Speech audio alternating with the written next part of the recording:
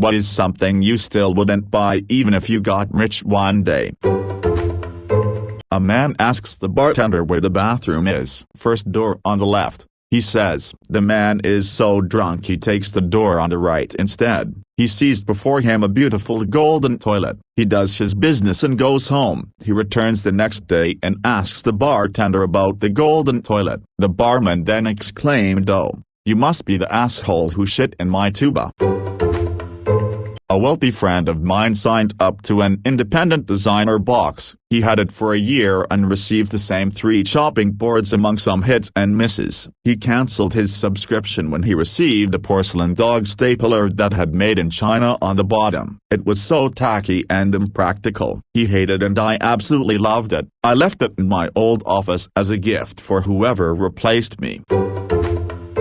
I was given the bespoke postbox subscription as a gift. If you don't like what they chose for you for that month, then you can always switch it out. The stuff is actually pretty good and I always put it to good use. It's not strictly for men, although they do have some options that are the typical menergy choices that you'd use as once or just to show how manly you are. I want to be rich enough to afford a house like that, but I want to fill it up. I have family in other countries. As they all get older, I'd like to have like a personal nursing home for them. My parents, aunts, uncles, all living together as they get older. They all have separate wings so they can have their privacy, but are all close so that they are never alone. I'd also hire a cleaning crew and a couple of nurses to help as they got even older.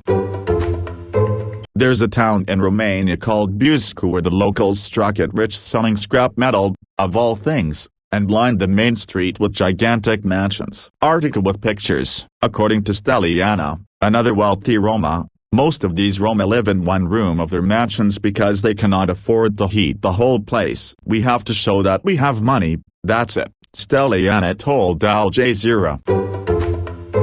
My parents used to go with my grandfather to the parade of homes every year. Since my grandfather knew seemingly everyone within the home building and development industries, my mom to this day talks about how annoying it was that, while touring these new homes, my grandfather would point out things like skylights as being impossible to clean correctly, or unusual light fixtures as being tedious to dust or change bulbs on, or any of a number of things that might look striking but served little function. Apparently after my grandfather died, my parents went to the parade the next year. And my dad took the mantle of pointing out these types of details. Houses should be comfortable and home-like. No use of having some branded sofa if you can't sit and cry on it while getting chips everywhere on the bad nights. And actually that's how I see being wealthy. Having the minimum necessities of life as well as the few extra, simple luxuries without being guilty for having them. Edit. Usually don't edit and tell, but I see I got an award. Thanks for that to the person who gave it to me. I wanted to know, what does one do with it, as in does Reddit give you anything in exchange for a kind stranger's money? I'm unironically sick to death of the joke of I'll give awards to the person complaining about awards. That's certainly original and funny. I wholeheartedly refuse to spend a single cent on the most useless possible thing. Edit. To all the ones that awarded me, fuck you. Newsflash: the moment you sign a document and sit your ass in the seat, 1/16th depreciation. The other side of the sidewalk, another 1/8th total resale. 9/16th of the purchase price devaluation just for buying a supercar. Not to mention failure to exactly follow upkeep recommendations. 25% loss first offense. Fuck that. Stupidly expensive. The vehicles are historically excellent investments despite what all you non-car people are told to believe. If you had bought that Bugatti or that McLaren F1, they are worth way more than you paid for them. It's the medium expensive vehicles that are dumb, unless bought used. Then it's smart again. I personally laugh at people who buy brand new SUVs and sedans that will be worth nothing in a few years. Sports cars aren't stupid.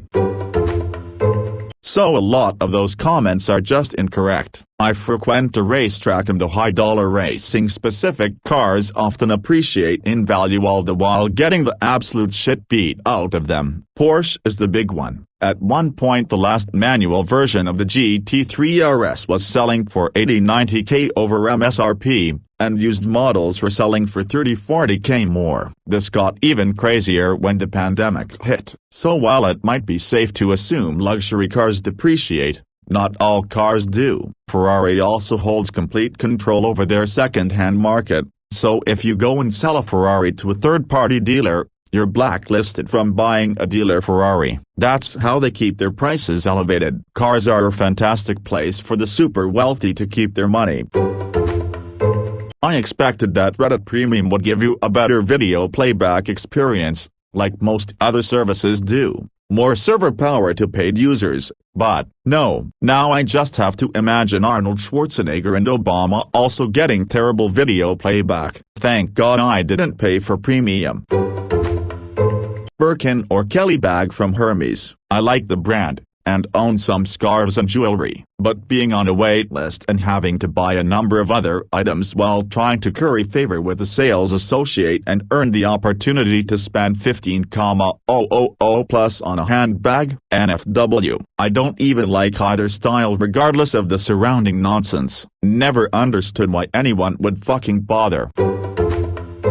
The resale on them is insane. Even if you just keep it in a closet and never use it, chances are it will appreciate, especially if it's a limited run or special edition. We're taking hundreds of thousands of dollars. It's actually a real problem for luxury brands and models like the Birkin because Hermes is only capturing a fraction of the value from the first sale. https://www.wallstreetjournal.com/articles/got a Birkin bag to sell. That's a problem for Hermes. 11,582,885,805.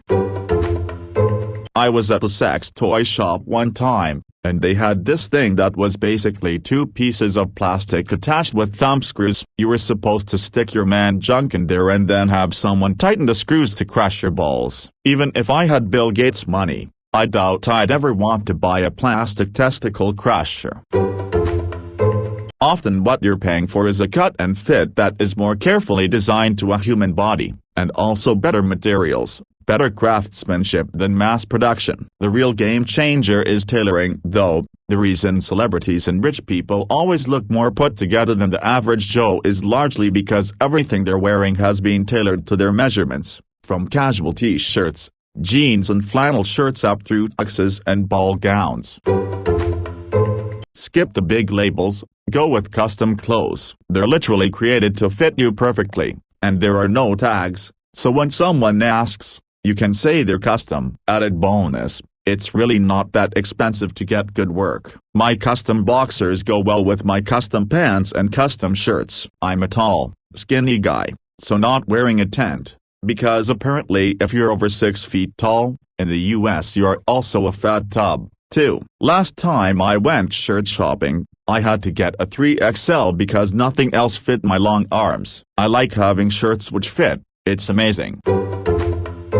I want light. I use premium and I actually really like it just because I work somewhere in which, as long as I'm focusing on my job, I can have earbuds in. I work 5-6 days a week, 8 to 12 hours a day. I like listening to a lot of videos, not just music but sometimes video essays, commentary videos, podcasts and other stuff, and if I keep my phone unlocked in my pocket, it may rub against something and change to another video. So being able to listen to YouTube while having my phone locked is great. I don't use it for the original shows or anything like that though. Expensive jewelry, a boat, yacht or a private jet. There are too many places I enjoy going where jewelry would put me at risk of getting robbed when I'm otherwise safe. There are a lot of people who would steal a $50,000 Rolex, and I don't feel like hiring a bodyguard or having to get in a fight over a watch. Nobody needs to own a yacht or private jet unless they're a billionaire or CEO or something. You can charter one for much cheaper and you don't have to maintain it. I own a few luxury watches. Most of them only other people who can afford them know what they are, and even then it is usually only collectors. It's a rather small niche community. The one Rolex I have isn't recognized as a Rolex because it isn't a Submariner for exactly the reason you describe. Rolexes are very nice, but most of them attract far too much attention and from the wrong people. From the bro asking "is that a Roly bra?" to someone looking to rob you, an Omega, Breitling, or higher-end stuff like Audemars Piguet, A. Lang and Son fly completely under the radar and can be enjoyed. Generally speaking, only collectors know what those are. My watches are the only ostentatious things I own though. The craftsmanship of fine watches is amazing. Rich people usually don't. I worked with wealthy clients when I worked at a bank, and most of them dressed like they buy their shit from Walmart. They probably do. And for vehicles, only a small number of my wealthy clients drove fancy cars like BMW, Tesla, and one drove a Maserati. Most of them drove basic cars like a 20-year-old Tahoe, a 25-year-old F-150, a basic Elantra. You get the idea.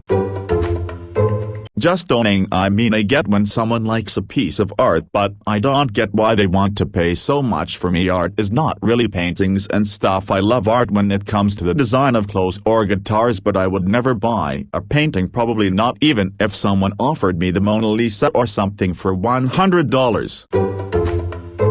At the risk of starting an argument, why? Those subscriptions are what allow newspapers to produce quality content, as opposed to clickbait, which is incentivized by an ad-based click model. That content is, in my opinion, important to being an informed citizen and ultimately to a functioning democracy. It's also a pleasant and enlightening way to spend some time, just like Netflix, which also requires a subscription, more expensive than most newspapers. A sports car, anything to drive fast, anything too flashy or whatever. I just don't really see the point. At least a big-ass truck has the potential to actually haul things from point A to point B, and I don't care for those either. I've just never been much of car junkie. Just get me to where I'm going comfortably and safely. You can only go so fast before you're just begging to get pulled over anyway. A house with more than 5 bedrooms. I don't see the point in having such huge homes when it's only 3-4 people living there. Seems wasteful. I would custom build a nice 5-bedroom house with the amenities I desire, but nothing huge. Also, the lot it is built on would not be big. Less money wasted on maintenance and landscaping, etc. A Bentley, live a stone throw from the factory. Staff locally known as Bentley wankers cause they take over the roads etc. when going, leaving work, closed the main road through the town that gave them $100 access to the backhanders to counselors. They have a summer shutdown, so if you happen to be off then too, yeah, your holiday is now double the price in local agents. And know plenty of mates that work there, and how they fudge them to fit. Doesn't fit, masticate, squeaks, masticate, that and certain celeb orders and what they do to them behind the door cards etc. Jordan, Katie Price to name one. Stupid sports cars, Ferraris, Lamborghinis, Lotus are just hideous. I don't even like Porsches. Teslas are hideous. Seriously, the cheap one looks like a frag to me. Yachts that are the size of cruise ships. Why? Plus I get super seasick. Private planes are just bad for the environment. I'd have a bunch of condos all around the world versus a giant house. I also have a weird thing about paying for apps. I won't pay for more credits and games either.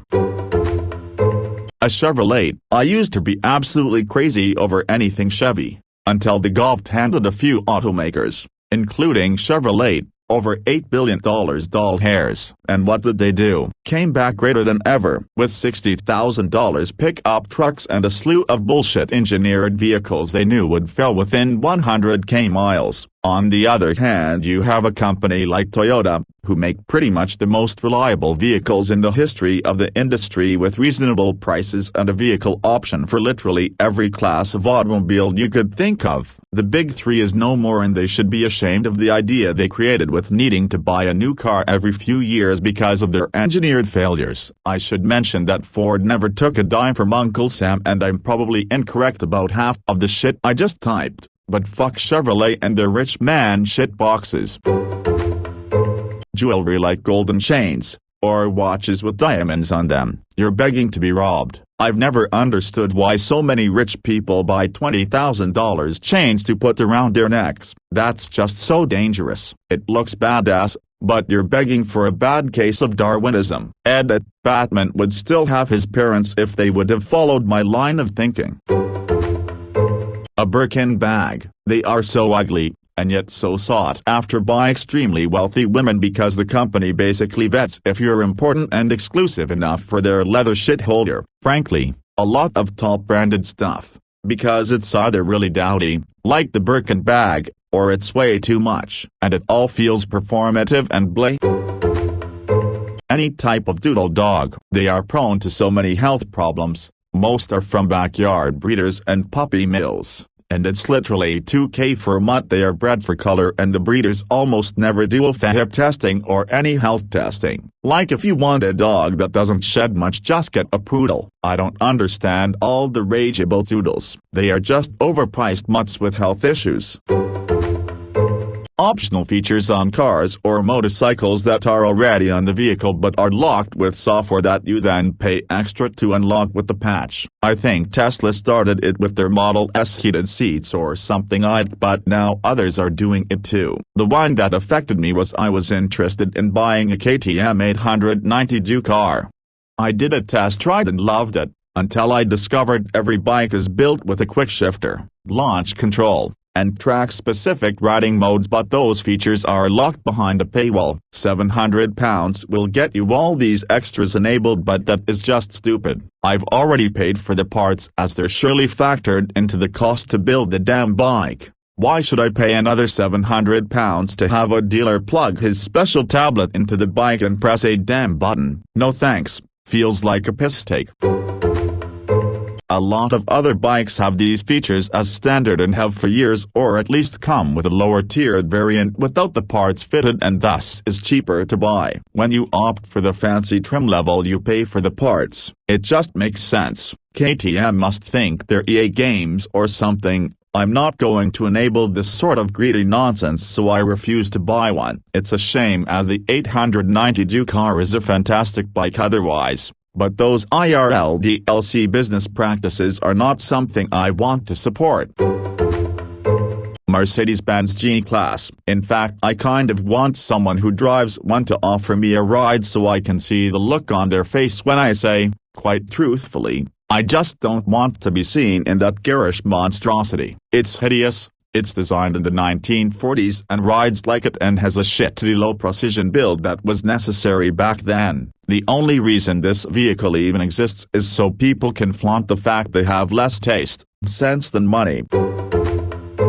I hear what you're saying, but for me, it's sometimes worth it given the amount of preparation it can take. For example, when I'm pickling thinly sliced carrots, it's more economical for me to buy the bag of already pre-sliced carrots. I can get them for $1.29, whereas a bag of carrots is $1, and slicing them all the size I need would probably take me 30 minutes plus. It's worth the 30 cents to save that amount of time and effort. Same with butternut squash. Cutting up one of those takes some dang work, but the pre-cut doesn't cost that much more, and it saves me a bunch of work and hand, wrist soreness lol.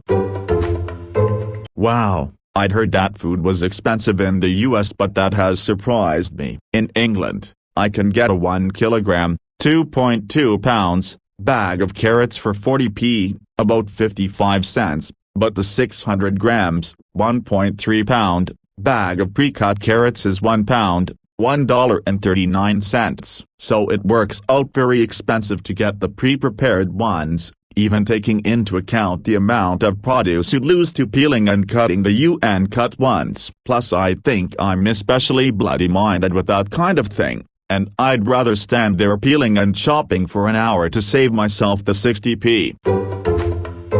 Yeah, I agree, it's definitely more expensive overall to buy the pre-cut. It all comes down to what you're willing to spend your time, money, effort on, and what's more valuable to you. Some things, like pomegranate earrings, are not worth it at all to me. I can buy a large palm for $2.50 and get a ton of those little earrings from it. If I buy a pack of earrings alone, I'm spending $4.99 and getting half the amount. In that case, I'll just buy the pomegranate itself lol. And yeah, the US can be pricey with produce. Depending on where you shop, I can get great deals at Aldi and Lidl, but those are European companies that open stores here. Haha. I'm so happy they open stores in the US. Love those places.